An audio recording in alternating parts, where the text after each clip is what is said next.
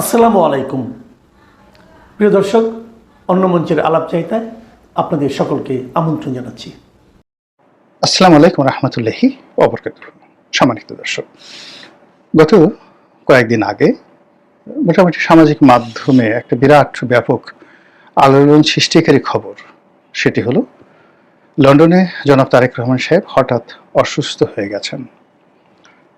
সত্য মিথ্যা পরের বিষয়, এটি যখন সামাজিক মাধ্যমে এলো, হাজার হাজার কমেন্ট, শেয়ার এবং পুরো ফেসবুক থেকে শুরু করে সামাজিক মাধ্যম তোলপাড়।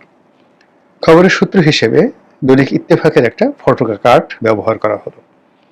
এখন সমস্যা হলো যে আমাদের দেশের পত্রপত্রিকাগুলো তারা ছোট ছোট নিউজ, ছোট ছোট মন্তব্য, ছোট ছোট ঘটনা ফেসবুকে বা ইউটিউবে বা অন্য যে সামাজিক মাধ্যমগুলো রয়েছে সেখানে তারা এগুলো ব্যাপকভাবে প্রচার করে।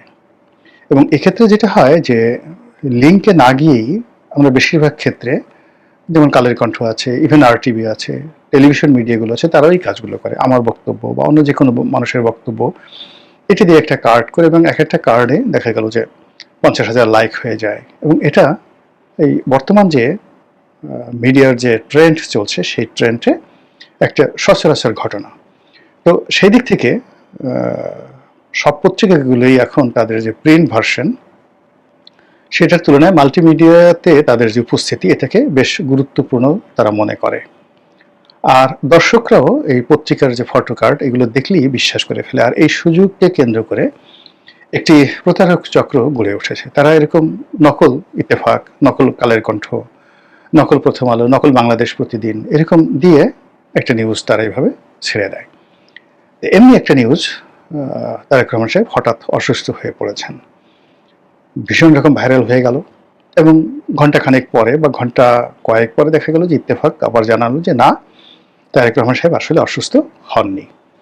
বিএনপির পক্ষ থেকে বলা হলো অসুস্থ হননি, কিন্তু তার আগেই সর্বনাশ যা হওয়ার তা হয়ে গেছে।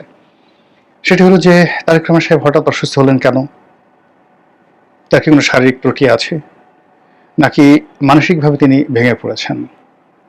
তার কি ব্রেন স্ট্রোক হয়েছে, নাকি হার্ট স্ট্রোক হয়েছে, নাকি এ ধরনের একটি খবর রটিয়ে তার যে বাংলাদেশে আসার যে তারিখ বিভিন্ন পক্ষ থেকে ঘোষণা করা হচ্ছে, খুব শীঘ্র তিনি আসছেন। কেউ বলছেন নভেম্বর মাসের 16 তারিখ বা 15 তারিখে আসবেন, কেউ বলছেন বাসা খোঁজা হচ্ছে, কেউ তার সিকিউরিটির কথা বলছেন, কেউ তার জন্য বুলেট প্রুফ গাড়ির কথা বলছেন, ইত্যাদি নানা রকম যে সম্ভাব্যতা তার আগমন উপলক্ষে করা হচ্ছে। তার প্রেক্ষিতে অনেকে বলার চেষ্টা করছেন যে তার এই মুহূর্তে আসাটা ঠিক হবে না। এখনো পর্যন্ত রাজনীতি একটা সেইভাবে আসেনি, এবং আমাদের দেশে যেভাবে রাজনীতি ঝুঁকিপূর্ণ হয়ে গেছে এবং যেভাবে জনজীবন ঝুঁকিপূর্ণ হয়ে গেছে, সেক্ষেত্রে জনাব তারেক রহমান সাহেবের যে মুভমেন্ট, এটাকে প্রোটোকল দেওয়ার মতো অবস্থা বিএনপির নেই। দ্বিতীয়ত, তাকে নিরাপত্তা দেওয়ার মতো যে জেড ক্যাটাগরির সিকিউরিটি দরকার, যেমন ডক্টর মোহাম্মদ ইউনূস সাহেবকে দেওয়া হচ্ছে, তো এরকম জেড ক্যাটাগরির সিকিউরিটিতে যদি তাকে ফেলে দেওয়া হয়, তাকে যদি SSF এর আন্ডারে দিয়ে দেওয়া হয়, তাহলে তার রাজনীতি শেষ। তার ধারে কাছে কেউ যেতে পারবেন না। তিনি ঘোরাফেরা করবেন, সামনে পিছনে গাড়ি থাকবে, পুলিশের যাকে বলা হয় বাঁচতে থাকবে, কিন্তু জনগণের সঙ্গে তার যে সংযোগ, এটি বিচ্ছিন্ন হয়ে যাবে। এই গেল এক। 2 নম্বর হলো, রাষ্ট্র তাকে এই মুহূর্তে SSF প্রোটেকশন দেবে কি দেবে না, এটা নিয়েও নিশ্চিতভাবে বিএনপি বলতে পারছে না, আমরাও বলতে পারছি না। অন্যদিকে বিএনপি যদি নিজস্ব সিকিউরিটি ব্যবস্থা গ্রহণ করে, তারপরে তার সেই সিকিউরিটি ব্যবস্থা করে, সামনে পিছনের প্রোটোকল দেওয়ার ব্যবস্থা করে, এটাও ভীষণ রকম। অ্যাটলিস্ট 1000 লোকের যদি একটা বাহিনী তৈরি করা হয় কেবলমাত্র তারেক রহমান সাহেবের প্রোটেকশন দেওয়ার জন্য, তাও যথেষ্ট নয়। কেন হলে তিনি যদি এয়ারপোর্টে আসেন, যেদিন আসেন সেই দিন হয়তো 10 লাখ লোক, 10 লাখ লোক কম না, ঢাকা বিমানবন্দর থেকে একদম তিনি গুলশানের যে বাসায় উঠবেন, বা পল্টন অফিস বা গুলশানের তার যে কার্যালয় আছে, বিএনপি চেয়ারপারসনের কার্যালয়, মানে এই জায়গা পর্যন্ত রাস্তার 2 পাশে যদি তিল ধারণের জায়গা না থাকে, তাহলে ধরে নেবেন যে 10 থেকে 15 লাখ লোক সেখানে উপস্থিত হয়েছে। তো এরকম একটা ভিড়ের মধ্যে যদি বিএনপির একেবারে সশস্ত্র 1000 লোকও থাকে, তবুও সেটা তার নিরাপত্তার জন্য যথেষ্ট নয়। এমনিতেই তিনি নানা রকম আশঙ্কার মধ্যে আছেন। তিনি 1/11-এর সময় যেভাবে নির্যাতিত হয়েছেন শারীরিকভাবে, মানসিকভাবে, তারপর যেভাবে দীর্ঘদিন ধরে প্রবাসে আছেন, সে 2006 থেকে আজ অবধি সুদীর্ঘ প্রবাসে থাকাকালীন সময় তার অনেক শত্রু তৈরি হয়েছে, অনেক মিত্র তৈরি হয়েছে। বিপদের সময় মিত্ররা আসে না, আর শত্রুরা বিপদের সময় অত্যন্ত শক্তিশালী হয়ে পড়ে।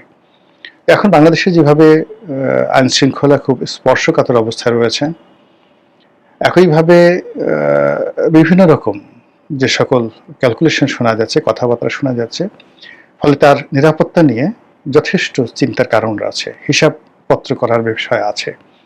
তিনি বিদেশে বসে যেভাবে দল পরিচালনা করছেন, বাংলাদেশে আসার সঙ্গে সঙ্গে এটা রিভার্স হয়ে যাবে। সব মানুষ, সে টেকনাফ থেকে তেঁতুলিয়া পর্যন্ত সরাসরি একটা বিরাট গ্রুপ আসবে তার সাথে দেখা করার জন্য। তো প্রতি মুহূর্তে তাকে তার সঙ্গে দেখা করতে হবে, অ্যাটলিস্ট ব্যালকনিতে এসে হাত নাড়াতে হবে, কথা বলতে হবে। কেউ যদি সেই কাঙ্ক্ষিত ব্যবহার না পান, এই ভোটের এই সময়টাতে অভিমান করবেন যে এই টেলিফোনে ওনার সাথে আমার এত কথা হয়েছিল। এখন উনি টেলিফোনে ধরুন কোনো একটা টেকনাফের একজন কর্মীর সঙ্গে কথা বলেছেন, এমনি সে টেলিফোন করেছে বা উনি টেলিফোন করেছেন, এটা রাজনীতির জন্য করতে হয়। তো তিনি সেটার উপরে ভিত্তি করে তারেক রহমান সাহেব আমাকে চেনেন, তার কাছে আমার দাবি দেওয়া আছে, অভিযোগ আছে, বা মনের একটু কথা বলতে আসবো, কিন্তু এসে তিনি সেই দেখলেন যে এত ভিড়, সেই ভিড়ের মধ্যে সেই রেসপন্স তিনি পেলেন না। তখন সেই কর্মীটা তার বদনাম করবে, এবং প্রতিদিনই দেখা গেল যে দুই পক্ষই আসছে। কমিটি নিয়ে একটা জায়গাতে গন্ডগোল হয়েছে, 4টে কমিটি, টাকা পয়সা লেনদেনের অভিযোগ আছে, যারা ক্ষতিগ্রস্ত হয়েছেন তারা এলেন, যারা লাভবান তারা আবার সেখানে বাধা দেওয়ার জন্য এলেন। প্রতিদিন তার বাসার সামনে 10-12 গ্রুপ একজন আরেকজনের বিরুদ্ধে স্লোগান দিবে, মিছিল করবে, মিটিং করবে। এগুলো আসলে ফেরানো শুধুমাত্র রাষ্ট্রশক্তিতে যদি মানে এখন তাকে যদি ডিফ্যাক্টো প্রধানমন্ত্রী মনে করা হয়, তাহলে ডিফ্যাক্টো একজন প্রধানমন্ত্রীকে যদি রাষ্ট্রীয় নিরাপত্তার বাইরে রাখা হয়, তার অবস্থা যেমন হবে তারেক রহমান সাহেবের অবস্থা তার চেয়ে খারাপ হবে। এর কারণ হলো, যেমন ধরেন ডক্টর মোহাম্মদ ইউনূসকে এখন যদি যমুনা থেকে নিয়ে তার গ্রামীণ যে ব্যাংক ভবন আছেন সেখানে তার বাসা আছে, বা তার যে গ্রামীণ সেন্টার আছে সেখানে যদি তাকে রাখা হয় এবং কোনো প্রোটোকল না থাকে, তাহলে তার জীবন যেভাবে দুর্বিষহ হয়ে যাবে, তার চেয়ে 100 গুণ বেশি দুর্বিষহ হবে তারেক রহমান সাহেবের জন্য। এর কারণ হলো শত্রু এবং মিত্র, মানে শত্রুরাও এখানে লাফিয়ে পড়বে আর মিত্ররাও এখানে এসে ভিড় করবে। এই শত্রু এবং মিত্রের মধ্যে তার পরিণতি যে রাজীব গান্ধীর মতো হবে না, তার পরিণতি যে বেনজির ভুট্টোর মতো হবে না, এটা আপনি আমি বুকে হাত দিয়ে বলতে পারবো না। ফলে তার নিরাপত্তা নিয়ে দলের মধ্যে যথেষ্ট শঙ্কা রয়েছে, যারা সিকিউরিটি এক্সপার্ট তাদের মধ্যে শঙ্কা রয়েছে। বিএনপির হাজার হাজার কর্মী এবং সমর্থক রয়েছেন যারা সাবেক সামরিক কর্মকর্তা, তাদের যে মিলিটারি পয়েন্ট অফ ভিউ আছে সেখান থেকে তারা এই জিনিসগুলো বিচার বিশ্লেষণ করেন। ফলে তার যে আগমনটা আমরা যত সহজ মনে করছি, তিনি বা তার দলের জন্য তার আগমনটা কিন্তু এতটা সহজ নয়। এই গেল একটা ঘটনা। দ্বিতীয় যে ঘটনা হলো যে জনগণের আবেগ, তিনি কেন আসেন না, মানে তার যারা প্রতিপক্ষ তারা খোঁটা দেওয়ার চেষ্টা করেন যে নেতা থাকে দেশের বাইরে, ক্যাপ্টেন নেই, সেনাপতি নেই, তো এটা কি ধরনের কথা। আবার যারা ধরেন তার পক্ষের লোক তারাও হতোদ্যম হয়ে যান যে নেতা কেন আসেন না, তারে কেন দেখি না, ইত্যাদি ইত্যাদি নানা রকম কথা।